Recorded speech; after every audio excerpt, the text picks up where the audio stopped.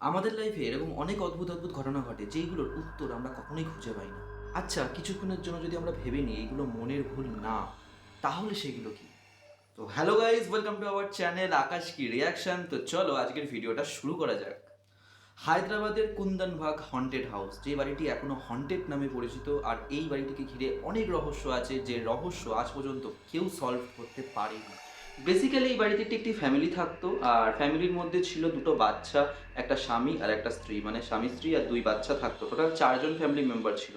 কিন্তু এই family member কিন্তু নর্মাল ফ্যামিলি মেম্বারদের মতো ছিল না, এরা একটু ছিল অন্যরকম। মানে এরা কারোর সঙ্গে পাড়া প্রতিবেশীর সঙ্গে মিশতো না, কারোর সঙ্গে কথা পর্যন্ত বলতো না। যদি কেউ উপজে কথা বলতে যেত, তাদেরকে যে নাকি কুলারি তুলে নাকি তাদের কাছে গিয়ে তাদের মারতে যেত, মানে একটু পাগল টাইপের। কিন্তু সবাই ভাবতেন একটু পাগল, একটু অন্যরকম টাইপের ফ্যামিলি, তো এদের সঙ্গে কেউই মিশতো না। তো একটা অদ্ভুত ফ্যামিলি ছিল এরা।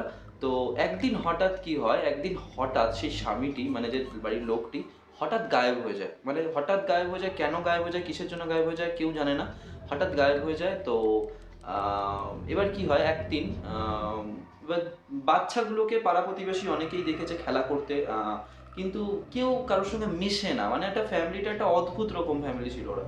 তো একদিন কি হয়, একটি চোর সেই বাড়িতে চুরি করতে যায়। তো একা বাড়ি, চুরি করতে যায় রাত্রিবেলা। কিন্তু চুরি করতে গিয়ে সে যা দেখে, সে দেখে যখন সে জানলার ফাঁক দিয়ে ঢুকলো, মানে জানলা দিয়ে ঢুকে ঘরের ভেতর ঢুকলো চুরি করতে, সে দেখলো একটা লাশ পড়ে আছে, একটা মহিলার লাশ পড়ে আছে। তো মহিলার লাশ মানে বুঝতেই পারছো সেই বাড়ির মহিলাটি হবে। তো সেই লাশটা পড়ে আছে, তবে সে তো একটা ছোটোখাটো চোর, সে তো আর কোনো কিলার না। তো সেই জন্য সে একটু ভয় পেয়ে যায়, এবং বাড়ির মধ্যে প্রচুর মানে কালা জাদু করার সরঞ্জাম দেখতে পায়। এবার সেইটা দেখে সে খুব ভয় পেয়ে যায়, এবং সে ভাবে যে আমি একটা ছোট্ট একটা চুরি করতে এসে এত বড় একটা কিলারের কেসে ফেসে যাব। এর জন্য সে কি করে, এর জন্য সে চলে যায় পুলিশ স্টেশন। গিয়ে সে বলে, সব ঘটনা খুলে বলে যে আমি চুরি করতে ঢুকেছিলাম, এই এই হয়েছে, তারপরে আমি এই লাশটাকে দেখতে পাই। তো চোরটা, পুলিশ প্রথমে ভাবে মিথ্যে কথা বলছে, নিজেকে বাঁচানোর জন্য এরকম বলছে, সত্যি হয়তো চোরটাই মেরে দিয়েছে, এখন নিজেকে সেভ করার জন্য এইসব কথাবার্তা বলছে। কিন্তু অ্যাকচুয়াল কিন্তু সেটা না। তো পুলিশ অনেক তাকে জিজ্ঞাসাবাদ করে, এবং পাড়া প্রতিবেশী গায়ে যায় জিজ্ঞাসাবাদ করতে। পাড়া প্রতিবেশী সবাই বলে যে এরা ফ্যামিলি কারোর সঙ্গে মিশতো না, এবং তাদের ঘর থেকে পুলিশ ওই কালা জাদু করার সব সরঞ্জাম পেয়েছিল। তো তারপরে হঠাৎ এমন একটা রিপোর্ট এলো, মানে সেই বডিটাকে তো তারা নিয়ে গেল পুলিশ, এবং সেই বডিটা পাওয়ার পরে এমন একটা রিপোর্ট এলো, যে রিপোর্টটা শুনে তোমরাও অবাক হতে চলেছে। রিপোর্টে এলো যে ফরেন্সিক রিপোর্টে এলো যে লাশটা নাকি গত 6 মাসের ওল্ড। মানে তোমরা বুঝতে পারছো, গত 6 মাসের ওল্ড লাশটা।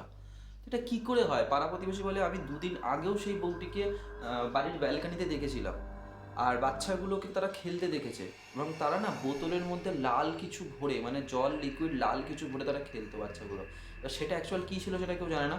তো ওই বউটাকে তারা দুদিন আগেও দেখেছে পাড়া প্রতিবেশী, যে ব্যালকানি দিয়ে হাঁটছিল চুল খুলে। তো এটা কী করে হতে পারে?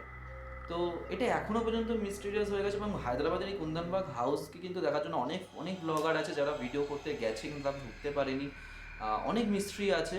তো এখনো পর্যন্ত কেউ এর মিস্ট্রিটা সলভ করতে পারেনি, যে অ্যাকচুয়াল কী তাদের ঘটনা, এবং অ্যাকচুয়াল কিসের জন্য তারা এরকম করতো, বা অ্যাকচুয়াল তারা কালাজাদু করতো কিনা। তো লোকে তো অনেকে অনেক মন্তব্য করবে, কিন্তু তোমাদের কি মন্তব্য তোমরা কমেন্টে অবশ্যই জানিও।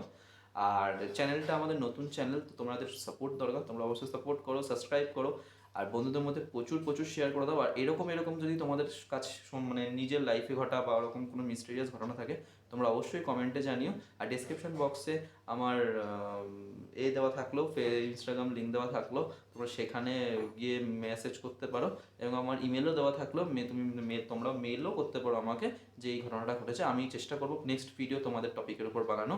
তো চলো, দেখা হবে পরবর্তী আরও কোনো ভালো ভিডিও নিয়ে। ততক্ষণের জন্য বাই।